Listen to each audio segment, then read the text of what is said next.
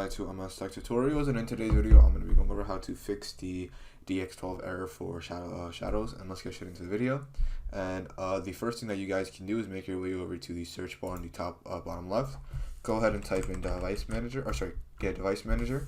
From device manager, what you want to do is you want to look for display adapters, and then you want to right click on your GPU and hit update driver. From update driver, you can choose either or search automatically for drivers or browse my computer for drivers. I recommend doing search automatically for drivers. It's just easier. And once that's done updating, you can go ahead and restart your PC, and then that should be method one. The second method you guys can try doing is doing it from GeForce Experience, and you can click on the GeForce Experience app. And if you are on AMD, there should be like an AMD equivalent app.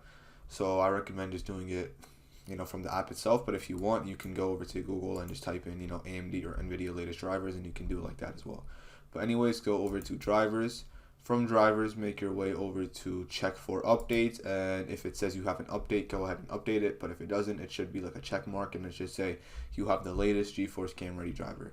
Go ahead and just update it if you do, and restart your PC as well, and that should be method two.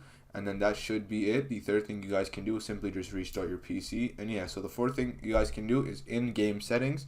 Go ahead and just turn everything down, just in case, in terms of like graphic settings. So maybe your PC can't run like ultra high settings, so go ahead and just turn it down to medium, or just not ultra high, maybe high or medium, or you can even do low, but that's up to you. But anyways, that should be it for the video. Thank you guys for watching. Make sure to give the video a thumbs up, subscribe to the channel, and have a great day.